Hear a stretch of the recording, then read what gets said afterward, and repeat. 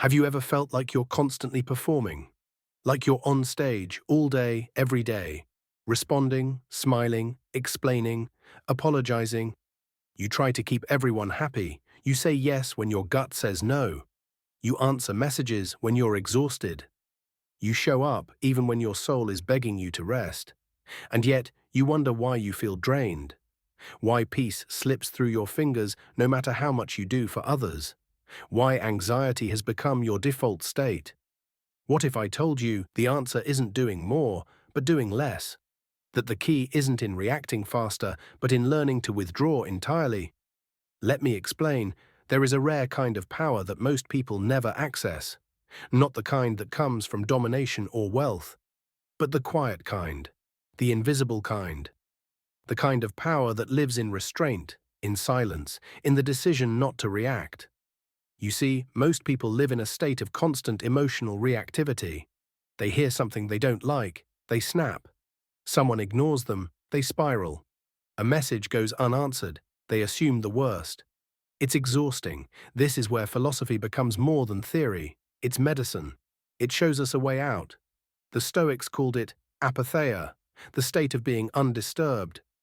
Not emotionless, but sovereign, self-contained, whole. Carl Jung spoke of individuation, becoming who you truly are, apart from the masks you wear for others. To access this power, you must learn one crucial skill: the ability to withdraw, not escape. Withdraw. There's a difference. Escape is avoidance. It's running from the world because you're afraid. Withdrawal, on the other hand, is a deliberate return to yourself. It is not about disappearing from life, but about re-entering it on your own terms. Because when you pull back from the noise, something miraculous happens. The world can no longer use your reactions against you. People expect you to explain, to fight, to prove, to convince. When you stop doing that, the control they had over you evaporates. Think about it. What happens when someone insults you and you say nothing? Or when someone tries to provoke you and you remain still? Or when you simply don't show up for the games people expect you to play? Silence becomes your weapon, not out of malice, but out of maturity, because you understand what costs too much to engage. This is what the mystics meant by guarding your energy. Energy is not just physical, it's emotional, mental, spiritual. And if you keep leaking it into meaningless arguments, needy people, or performative relationships, you will always be empty. Now here is the hard truth. The people who get most upset when you start withdrawing, they were the ones benefiting from your self-abandonment. They liked the version of you who answered every call, who said yes to everything, who didn't have boundaries. So the moment you stop being available, they call you selfish, cold, distant. But you're not being selfish. You're finally being responsible. You are recognizing that your inner life matters, that your peace is not up for negotiation. Let me give you a metaphor. Imagine your energy is a currency. Every reaction, every emotional response is a withdrawal from your account.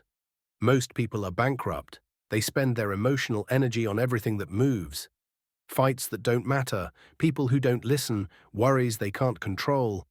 But the wise person learns to invest their energy. They only spend it where it brings real returns: clarity, growth, presence, purpose. Jung said, until you make the unconscious conscious, it will direct your life and you will call it fate. Reacting automatically is the unconscious in action. Stillness is what makes the unconscious visible. When you pause, you create space between stimulus and response. That space is where your freedom lives. You don't have to explain yourself to everyone. You don't have to prove your worth through availability. You don't have to respond just because someone expects you to. The moment you stop reacting on autopilot, you begin rewriting the script of your life. And that terrifies people who are used to directing your story. Here's another painful truth. Not everyone deserves access to you. Your time, your thoughts, your presence, these are sacred. Treat them as such. When you become selective, you become powerful. You walk into rooms with quiet confidence. You no longer need to fill silences. You observe more. You speak less. You listen deeply.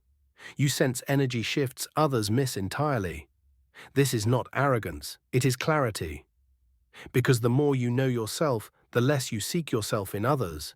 Philosophy is not about living in your head. It's about anchoring into truth so deeply that the storms of life cannot uproot you. Epictetus said, "It's not what happens to you, but how you react to it that matters." But even that needs an update. It's not just how you react, it's whether you react at all. And you have every right to choose stillness over spectacle. Every time you choose not to react, you are telling the world, "My inner world matters more than your opinion. I don't owe you access to my emotional state. I am not a puppet for your entertainment." Withdrawal is not weakness. It is the wisdom of someone who finally understands their worth. It is the quiet rebellion of a soul done performing.